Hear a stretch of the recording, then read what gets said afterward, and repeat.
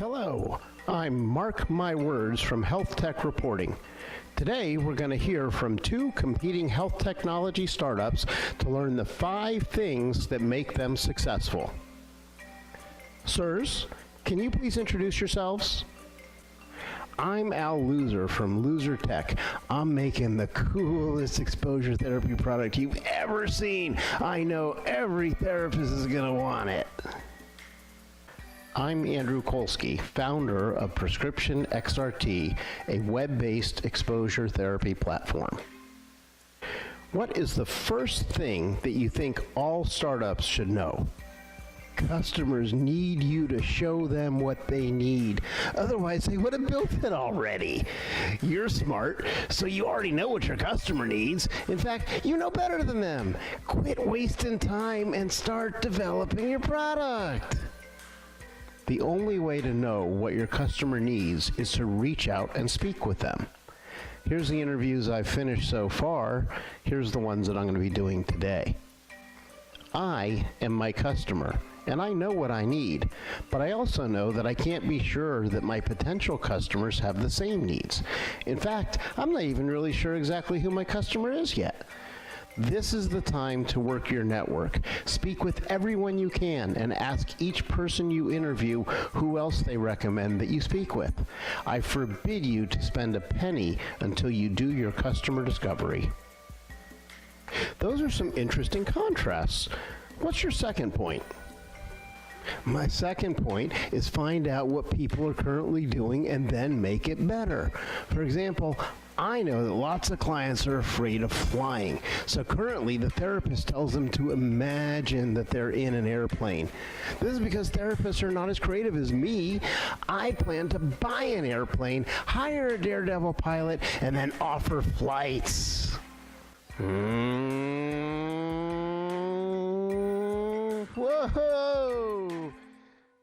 Flight attendant, can I get a drink over here?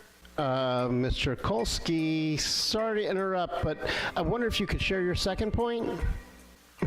Oops, sorry about that. Well, sure. So you've got to understand what workarounds your customers are currently using and why. What are the benefits and drawbacks? For example, I have customers who have patients that are afraid of flying. Well, they can't very easily or cost-effectively pack up and hop on an airplane to do exposure therapy. So their next best option is to tell patients to imagine that they're flying. It's called imaginary exposure. Well, at Prescription XRT, we're incorporating virtual reality, artificial intelligence, augmented reality, and more into a cost-effective solution that lets the patient experience the feelings of flying from their own home during therapy. Well, I can certainly see a wide range of solutions here. What's your third point? I always say that if you can do it, why wouldn't you? Technology lets you do so many cool things. Take this example. I need to call my VP in for a meeting in the office this afternoon. I've encrypted my message to him and put it on this drive. I'm then going to program this drone to fly this drive over to him at his house so that he can unencrypt the message and he'll know that he has to meet me this afternoon. This stuff is so cool. I call it drone mail. Yeah. And Mr. Colsky, what's your third point? Can you hang on just 1 second? Hey, voice assistant, can you text Jack and tell him to meet me at 2 o'clock this afternoon? Sorry, I just had to set up a meeting with my VP. No, that's okay. I just wanted to know what your third point was. Oh, I tell my folks that just because you can doesn't mean you should. For example, in the early days, actually just a few years back, some VR companies use computer-generated graphics to create exposure scenarios. Their models were impressive and they let you choose multiple skin tones, lighting options, and even decide if it was rainy or sunny outside. The features seemed unlimited. Of course, I believe this also led to their lack of adoption. The focus was to do cool things rather than providing what was needed in a cost-effective manner. At Prescription XRT, we can do a lot of cool things, but they would be unnecessary and add to our cost. I believe in keeping costs as low as possible for the customer and giving them only the solutions that they need and can use. We also leverage what already exists as much as possible. For example, we know that most patients own mobile phones, so we offer online exposure options that allow a patient to insert their mobile phone into a free headset and feel as if they're sitting on an airplane. That is really interesting. The two of you seem to have very different business models. Well, let's talk about your fourth point. Al? My fourth point is, the cooler you are, the more money you're gonna make. Like I showed you with our drone product, people want cool. So I see you have some cool products. How's that translated into profits? Oh, I'm not worried about profits. Once we get better known, there's no doubt we'll be rolling in dough. No doubt that drone mail is the next big thing. Well, I'll be interested to see how that works out. Now, let's talk to Mr. Colsky about his fourth point. My fourth point is something one of my professors would always say, and to be honest, it took me a long time to understand. He said, purpose drives practice. I guess it follows from my last point that just because you can doesn't mean you should. If my purpose was to stroke my ego, my practice would probably be to build really cool, complex products that would also end up being expensive and inaccessible to my customer base. Not to mention, they'd probably have no interest in them at all. But my purpose is to leverage technology to create cost-effective opportunities to improve exposure therapy so that more patients have more access to better exposures and heal quicker. This purpose has forced me to debate several options and continually rework my business model. As a result, things keep getting better, easier, and we generate more interest.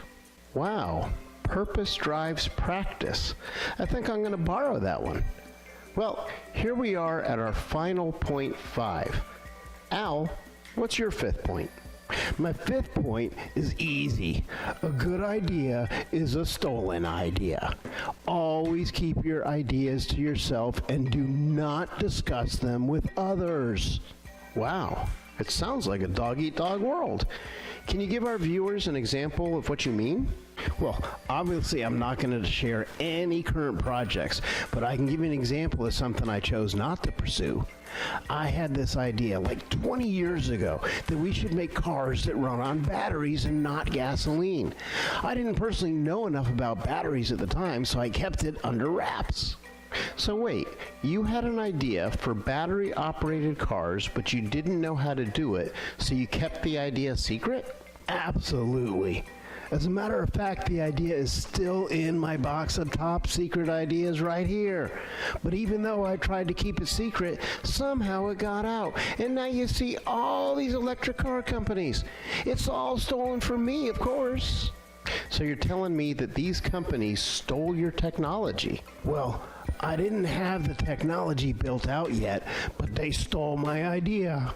Interesting. Well, I'm sorry to hear that. Let's turn to Mr. Colsky and ask, what is your fifth point? Well, my fifth point is also something I learned along the way from a mentor. A seed cannot grow in the dark. Can you imagine how many good ideas have gone to the grave with their owners because of fear that they'd be stolen? I don't know everything, and I can't know everything. A successful project requires a collaboration of professionals all sharing their input. If you let fear of exposure keep you from working on your idea, then what do you expect is going to happen to it? I doubt it'll ever hit the market, at least not from your company. I have a team of amazing people with whom I collaborate. We're all passionate about our purpose, and we each have complementary areas of expertise.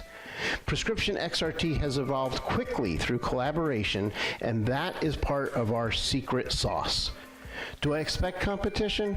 Of course I do, but I've been there before. I had the same concerns with my first .com, which I recently sold, by the way. Our ability to remain open-minded and continually dance on the edge of possible is what keeps us ahead of our competition. I am known for the flyer that I share with all of my employees, and it says this: no, you can't use the following 2 words in this company. No and can't. Thank you, Mr. Colsky. This has been quite enlightening for me. Let me see if I can recap your 5 points. Number 1, speak with your customers. Number 2, identify your customers' current workarounds. Number 3, just because you can doesn't mean you should. 4, purpose drives practice, and I'm going to steal that one. And 5, a seed cannot grow in the dark.